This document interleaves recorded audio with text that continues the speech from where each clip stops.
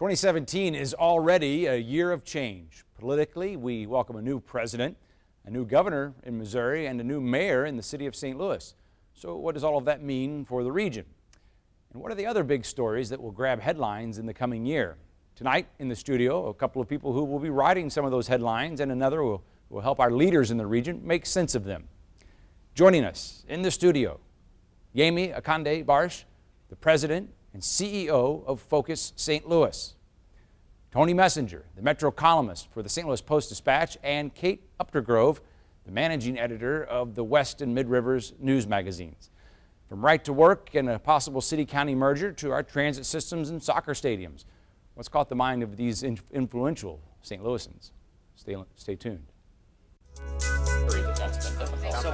Stay Tuned brings together local experts, journalists, civic leaders, and regular people to have tough conversations for a stronger St. Louis.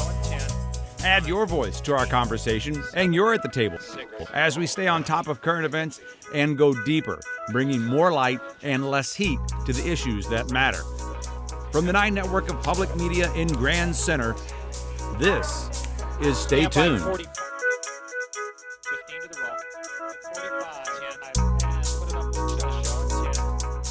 So you were all kind enough to send in some of the things you're thinking about for 2017. I've got a list here so long that we won't be able to go through them all. There's no way. But so let's start with the biggest. Let's start at the top with the state. We have a new governor, Mr. Greitens, which everyone knows by now. He also has a Republican legislature with a supermajority. Right to work is already advancing through the state legislature, as I understand it. What do you see for the state of Missouri under this new governor? Well, you know, I think perhaps what a lot of people are waiting to see what happens is what actions are going to be taken. Some of his campaign promises, people are looking to see how he's going to deliver on them or whether he's going to scale back on them. I think one of the first decisions that he made before he even took office with respect to the soccer stadium and funding for that, just his stance on that took a lot of people by surprise. But I'm still cautiously optimistic in terms of, you know, let's see where we go with this.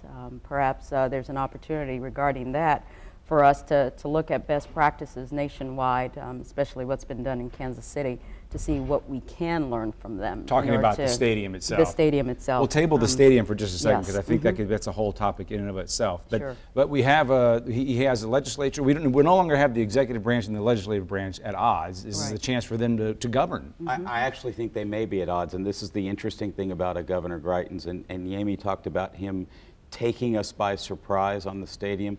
What interests me about 2017 as it relates to Governor Greitens is I don't think any of us really know what we're going to get.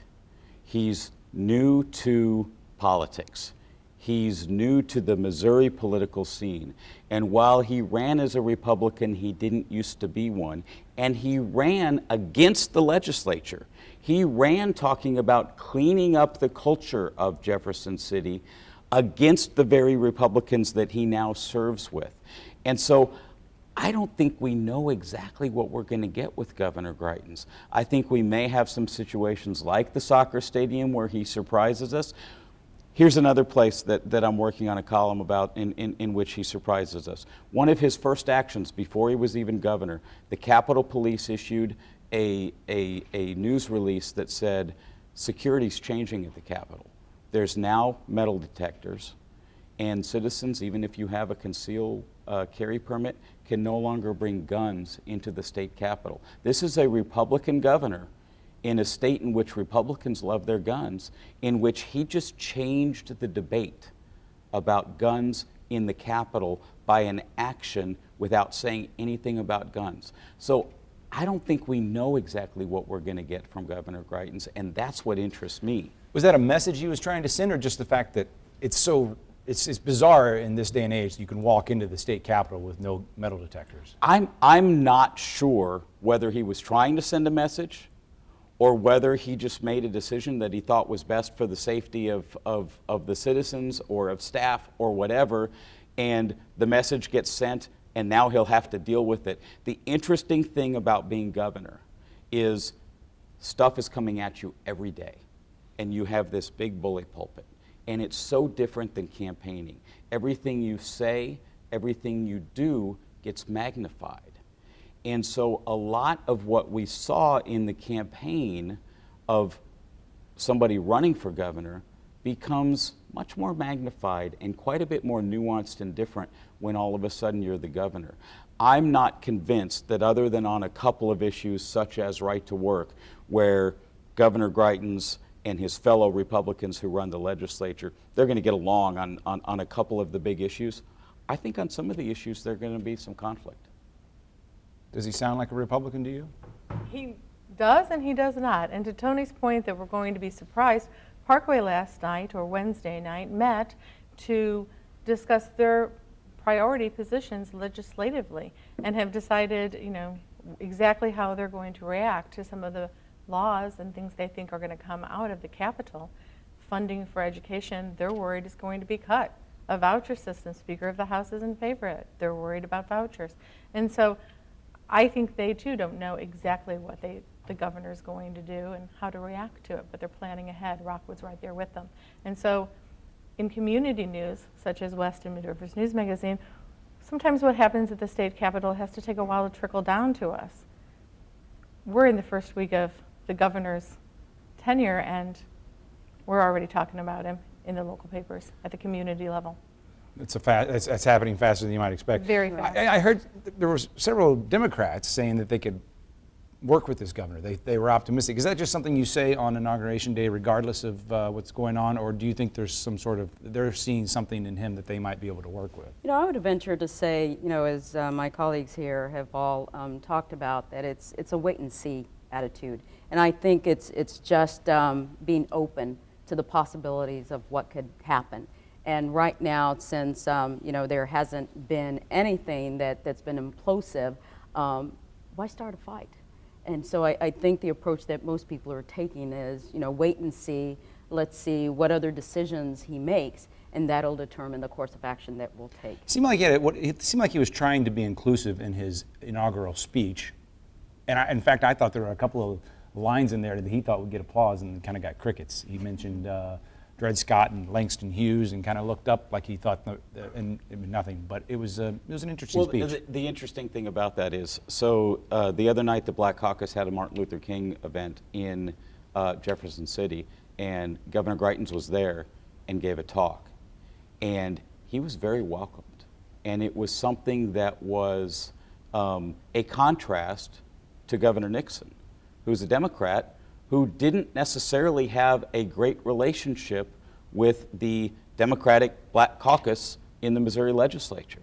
And so I saw on Twitter some of the lawmakers that I follow being very welcoming and either surprised or pleased or both that Governor Greitens was at their event and gave a talk and was very welcomed by that group and felt very comfortable in that group. So again, we get back to the point where I don't know what we're going to get out of this governor. And I think a lot of people, Republican, Democrat, and maybe even the Democrats more than the Republicans in some cases, are sort of keeping an open mind about what they're going to get out of the governor. One of the reasons that I think the Democrats have an open mind is they have an interesting situation right now that they haven't had in years.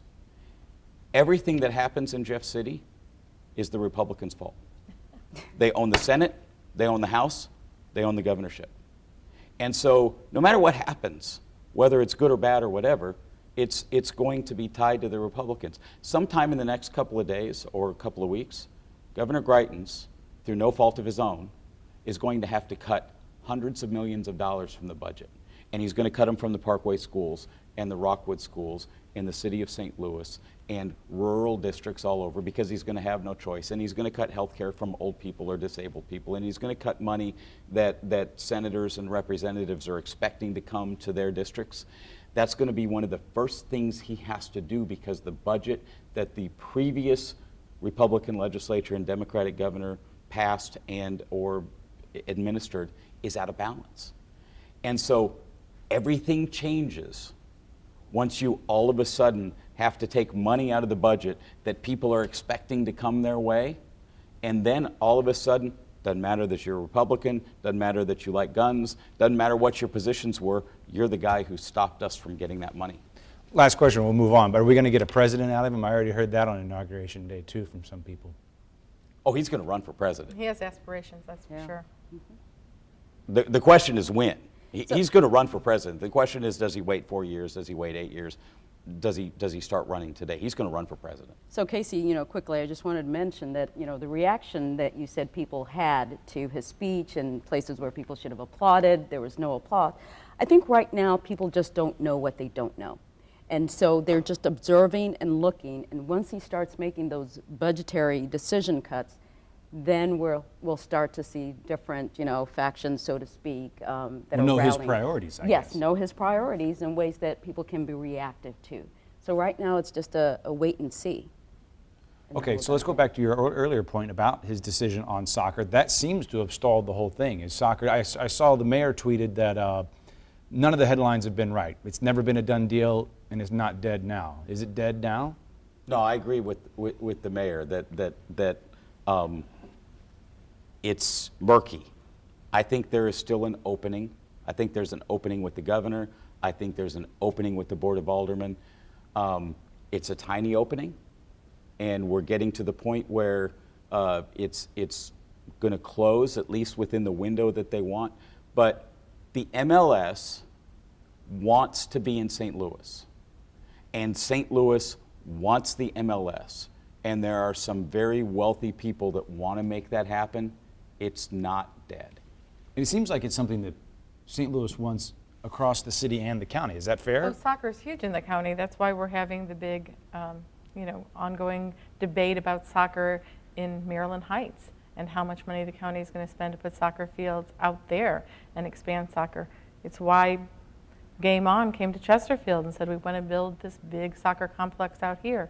Soccer is very much alive in St. Louis County. I think because Stenger keeps saying that the downtown soccer stadium is not our fight, we were never invited to weigh in on it, a lot of county residents are following suit and saying, well, we're going to just, again, wait and see what happens with soccer downtown and keep worrying about our own little soccer fields out here in the county, which aren't so little, by the way. And every time I've driven past them, they're popular. They're Very packed. popular. Very popular. Well, and Casey, think about this. So Kate's just talking about the proposal at Maryland Heights. There's two proposals out near Maryland Heights in the county.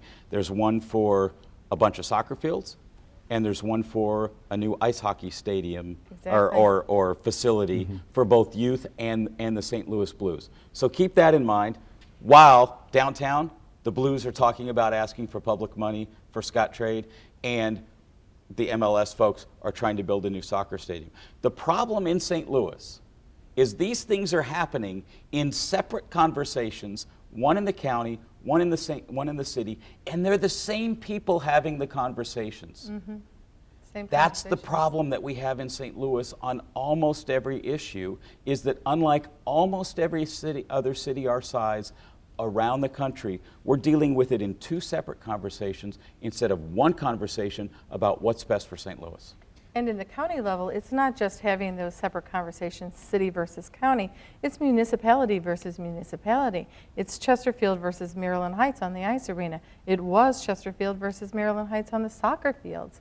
So it's everybody trying to get their own little piece of that dollars, those tax dollars, and the attention and the tourism and the hotel bookings that it brings.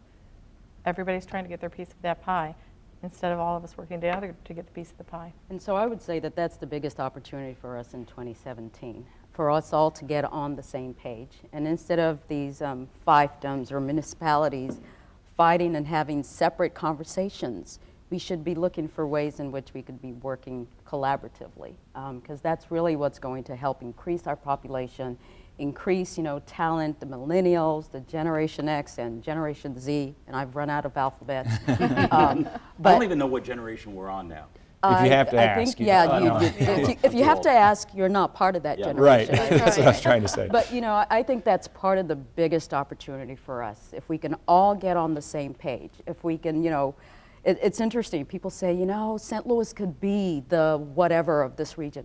I just say St. Louis can be St. Louis. Let's learn what we can from best practices in other cities, but contextualize it to our region in which when we're talking about St. Louis 5, 10, 15 years from now, we can all look back and say, what an incredible legacy. Our population has, increased past 320, and everybody wants to visit St. Louis. That energy that's being pulled in two different directions, like you're talking about the blues downtown and the ice out, it could go in other directions versus kind of canceling each other out. Yeah, absolutely. Are the leaders, the people that come through Focus St. Louis that you work with, what would they say at this table? Are they concerned about this very issue? Oh, very, very much. Tony writes the columns about how we need to have I don't know if merger is the right word, but Merger, unification, whatever you want to call it, we need one St. Louis. Yeah, as I was thinking about, what's on the horizon for 2017 that my Focus St. Louis alums and current participants are talking about, I looked at the list and there were about 15 things, and I said, this looks like a dream list, but it's a dream list that's possible. It's aspirational in nature, but we have the moving parts and pieces that could really make it happen. And so certainly education is one of them. Kudos to Dr. Kelvin Adams and the administrative board for, the accreditation. But I'm also glad to read that, he didn't say the work stops here. It's only just begun, because there's more to do to ensure that we provide for schools where, they're under-resourced, they don't have quality teachers. We can do that. And, that's the future that my leadership folks are talking about. Health care, gender equity, racial equity. Those are things that they're talking about that they believe can really serve as the catalyst for change and can leapfrog us in ways that we haven't. But certainly in the aftermath of the unprecedented nature of what transpired during the 2016 elections, people are also talking about a return to civics and civility. Where has civility gone? Whereby, I often check to date myself here, Facebook is where I read most of my news. It does not mean that I take it as the truth, but it gives me a way to sense what's going on in community.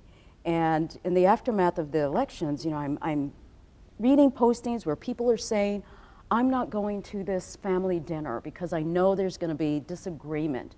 I'm saying, hold it, people. Where's civility? Where's respect? Where's listening? If we don't figure out ways in which we can bridge the lack of civility that happened in the aftermath of the elections, where does the future lie? But I think that my leaders that have gone through our program are starting to talk about that we need to return to civility. We need to return to civic engagement, political engagement, because it was a wake-up call for some, not all. I think the civic engagement part there is key. I live in West County, I work downtown, and I live in two different worlds sometimes. And that's part of our problem. Some of it's black and white, some of it's geographic, but we can't be civil if we don't do a better job of understanding each other and getting to know each other.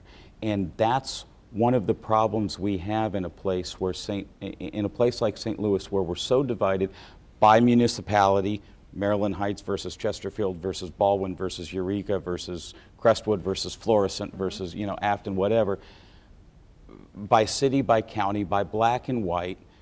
This is where our opportunity exists in 2017 as we try to deal with civility. The road to civility starts with people who grew up different, who live in different circumstances, trying to understand each other and trying to get to the point where we recognize, wait a minute, are all of us in St. Louis in some capacity invested in the same thing?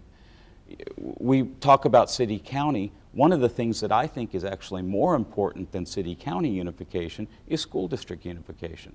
The city of St. Louis schools got accredited this last week for the first time in several years, and that is huge for our overall community. But people who live in the Rockwood district, like I do, where my kids go to school, aren't invested in that success in St. Louis because we're all in separate school districts. Yes. I think for us to have long-term success as a region, we have to find a way so that all of these 24 school districts in St. Louis County are invested in the success of all children, black and white, city, county, or whatever. And that's what continues to hold us back as a community, is we separate ourselves by boundaries, by political boundaries and geographic boundaries, by color boundaries, by all of these different things. We're not going to get to civility until we start to do a better job of understanding who our neighbors are. And our neighbors aren't the people on our street. Our neighbors are the people across the river, across the county boundary, across the municipal boundary. What you're talking about sounds like it needs a leader. Who's the leader for that? That's a good question. That's a very good Yeah. question. We're having a mayor's race. We'll start on the outside and work in. Do people in the county care about the mayor of St. Louis, or should they? I will tell you that we won't have stories about the mayor's race in West News Magazine. I'm sure there are folks in West County who care about it. It's not something that would be on my editorial agenda. And I think for a lot of news in West County, we strive to be the one delivering it, and we wouldn't be delivering that news. So I think that tells you something about how West County is. I think what tells you a lot about how some of the municipalities and a good portion of readers, I think, who pick up West News Magazine feel, is that Chesterfield passed a resolution saying no reunification of St. Louis City and St. Louis County on the heels of the Muni League saying, let's talk about it. And right in step after them, Wildwood did the same thing at their city council level. So there is that separation. And can you crystallize the, I don't want to say fear, but the reason for those resolutions? You know, there's that great 270 divide, and I think getting past that is something that we don't do. I think it stems back to that basic question that we all ask each other. Where'd you go to high school? It keeps us in our own little boxes, and it puts you in your little box. When I ask you, where'd you go to high school? Oh. Chaffee High School, Scott County R2. You wouldn't know it. I wouldn't know it. I wouldn't know it. But when I say that I'm a graduate of Lindbergh High School, everybody knows that I grew up in Crestwood or Sunset Hills or somewhere close by.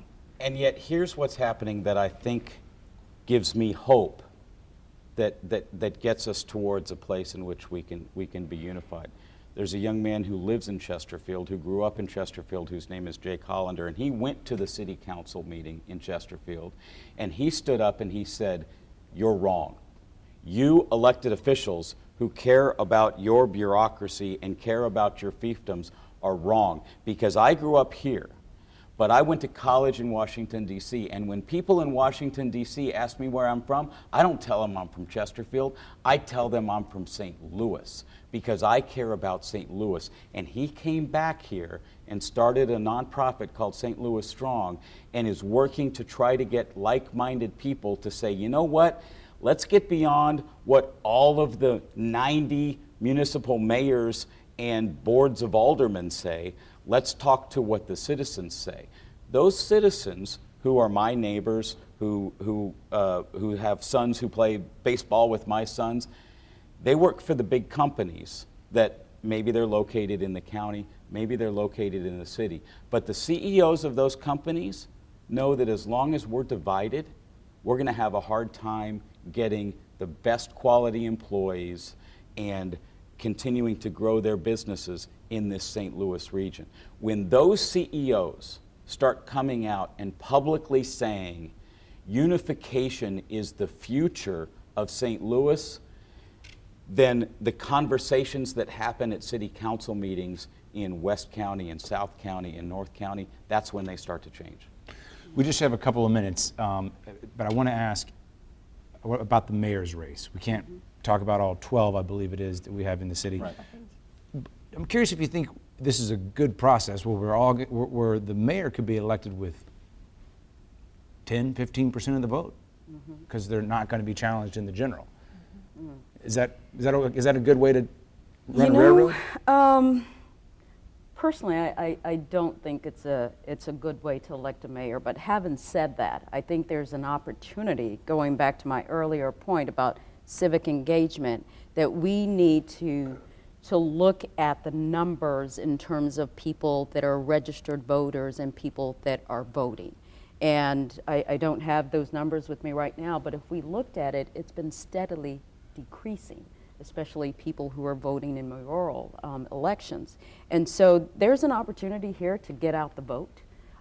make sure people understand the issues, make sure people are registered to vote in ways that they can be part of making those decisions. And when you have such low percentages that are determining who the next mayor is, wow, is all I can say.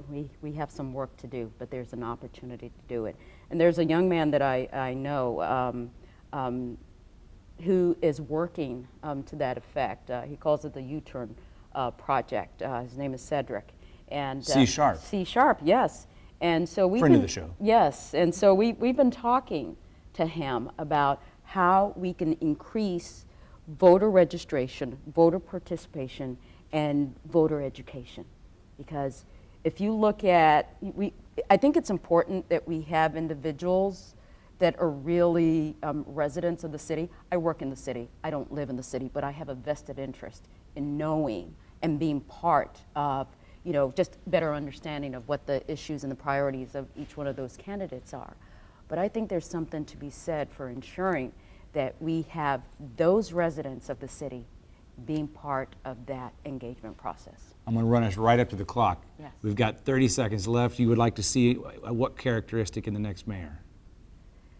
Someone who's out-of-the-box thinker. I want them to care about the region as a unified St. Louis. I know you're not voting for the mayor, and neither are you, but I would echo that. I think it's got to be somebody that the county executive and the mayor can work together for the sake of the region. Yami Akande Barsh, Tony Messenger, and Kate Updergrove, thank you all for being here. We appreciate it, and I'm more optimistic about 2017 having talked to all of you. Thank you.